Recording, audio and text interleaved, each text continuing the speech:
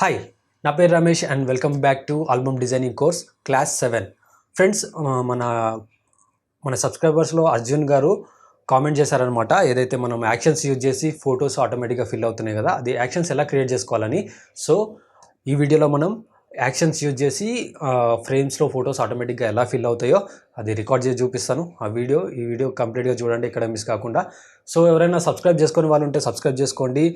దయచేసి ఈ వీడియోని లైక్ చేసి ఎంకరేజ్ చేస్తే నేను కూడా తొందరగా ఇంకా వీడియోస్ తీసుకురావడానికి నాకు కూడా బూస్టప్ లాగా ఉంటుంది. సో ఆలస్యం చేయకుండా ఈ వీడియోని స్టార్ట్ చేసేద్దాం.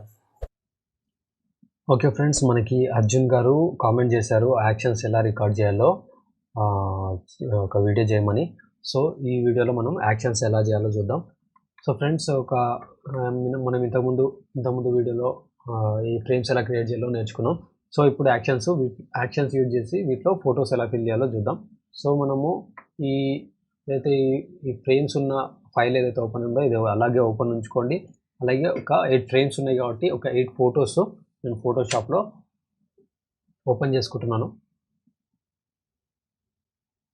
చూడండి, 8 ఫొటోస్ ఓపెన్ అయినాయి. ఓపెన్ అయిన తర్వాత మీరు ఇక్కడ యాక్షన్స్ ప్యానల్ వచ్చేసి మీకు విండోస్లో ఇక్కడ యాక్షన్స్ అని ఉంటుంది. దీని షార్ట్కట్ వచ్చేసి Alt F9. దీన్ని ప్రెస్ చేయండి, యాక్షన్ ప్యానల్ ఓపెన్ అవుతుంది.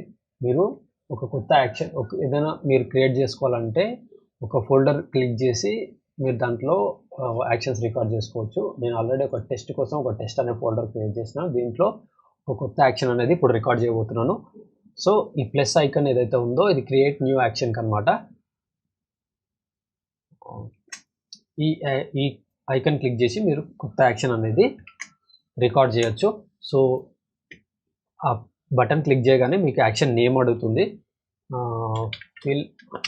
నేను దీనికి auto fill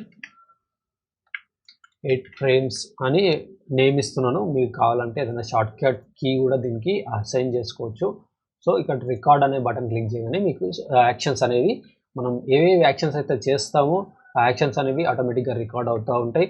so control tab click చేస్తే నెక్స్ట్ ఫోటోకి వెళ్తుంది, అంటే నెక్స్ట్ విండోకి వెళ్తుంది. ఫోటోషాప్లోనే మీరు Ctrl+A, Ctrl+C, Ctrl+W, photo close అయిపోతుంది.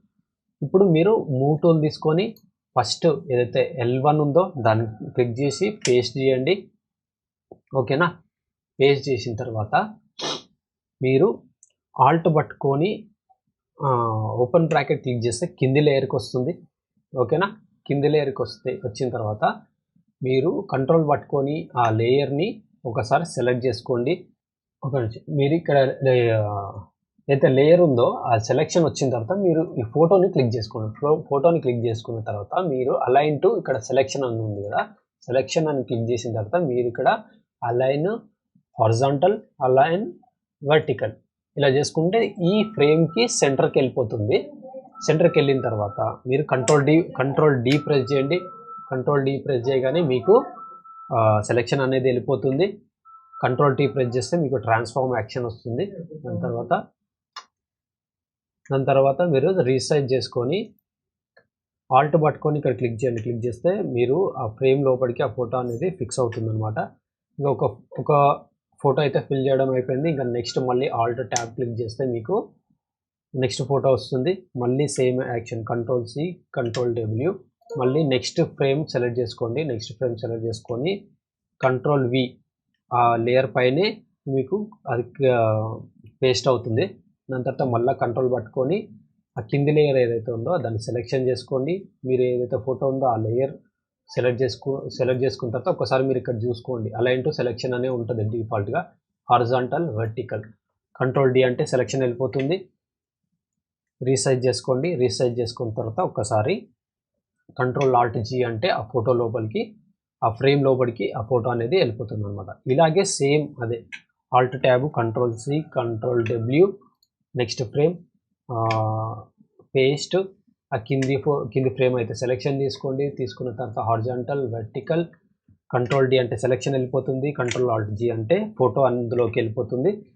ఇంకా మీరు Ctrl+T అనేసి మీరు ఒకసారి అలైన్ చేసుకొని డబుల్ క్లిక్ చేస్తే అది సెట్ అయిపోతుంది. మళ్ళీ next photo Ctrl+C, Ctrl+W, next photo paste, next frame select చేసుకొని పేస్ట్ కొట్టాను. అలాగే ఆ కింది కంట్రోల్ పట్టుకొని కింది లేయర్ని క్లిక్ చేయగానే సెలెక్షన్ వచ్చింది. హారిజాంటల్ వెర్టికల్ ఆ సెలెక్షన్కి సెంటర్ అయిపోయింది. ఇప్పుడు కంట్రోల్ ఆల్ట్ జీ ప్రెస్ చేస్తే ఆ కింది ఫ్రేమ్కి పేస్ట్ ఇంటూ అనే ఆప్షన్లోకి వెళ్ళిపోయింది. ఓకేనా, ఒక హాఫ్ షీట్ అయితే అయిపోయింది. నెక్స్ట్ వచ్చేసి R1 రైట్ సైడ్లో R1కి వెళ్ళాము. నెక్స్ట్ ఫోటో కాపీ చేసుకున్నాము. కంట్రోల్ W అంటే క్లోజ్ అయిపోయింది. దీంట్లో వచ్చేసి ఆ ఫ్రేమ్ని సెలెక్ట్ చేసుకున్నాము. కంట్రోల్ V అనగానే ఫ్రేమ్ పైన పేస్ట్ అయింది. మళ్ళీ కంట్రోల్ పట్టుకొని షేప్ పైన క్లిక్ చేయగానే మనకి సెలెక్షన్ వచ్చింది.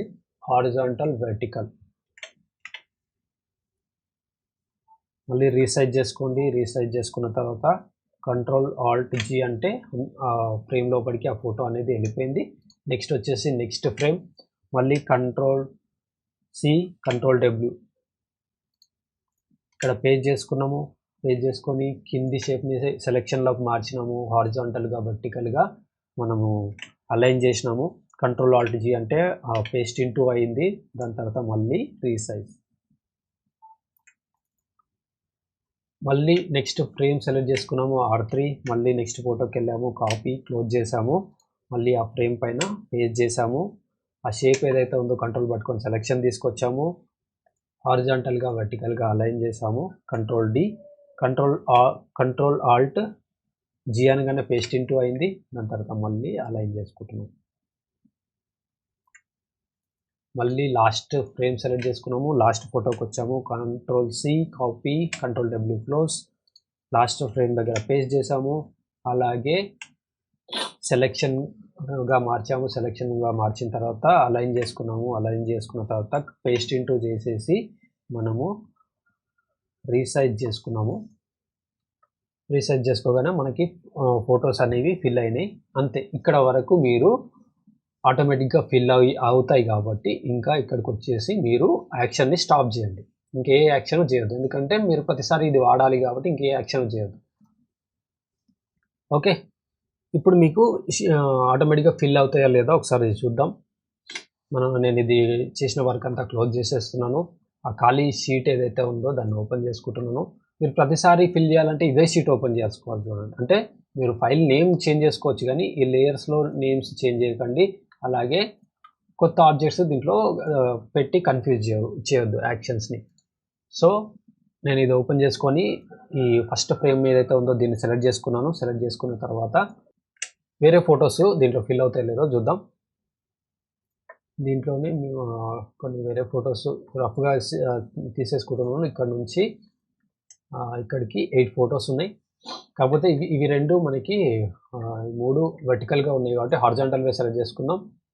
1 2 3 4 5 6 7 8. సో 8 అయిపోయినాయి. ఓపెన్ చేస్తున్నాం. ఓపెన్ అయినాయి. సో ఫస్ట్ ఫ్రేమ్ అయితే ఉందో దాన్ని సెలెక్ట్ చేసుకోండి. సెలెక్ట్ చేసుకున్న తర్వాత యాక్షన్స్కి వచ్చేసి మీరు నేమ్ ఏం పెట్టుకున్నారు, ఆటో ఫిల్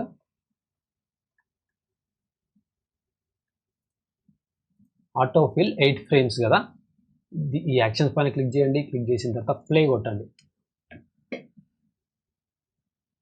చూడండి, ఆటోమేటిక్గా మీకు ఏ ఫొటోస్ ఓపెన్ చేసినా సరే ఈ ఫ్రేమ్స్లో అవే ఫిల్ అవుతాయి, అవే అలైన్ అవుతాయి, అవే పర్ఫెక్ట్గా ఫిక్స్ అయిపోతాయి. మీకు మళ్ళీ చేసుకునే అవసరం లేదు.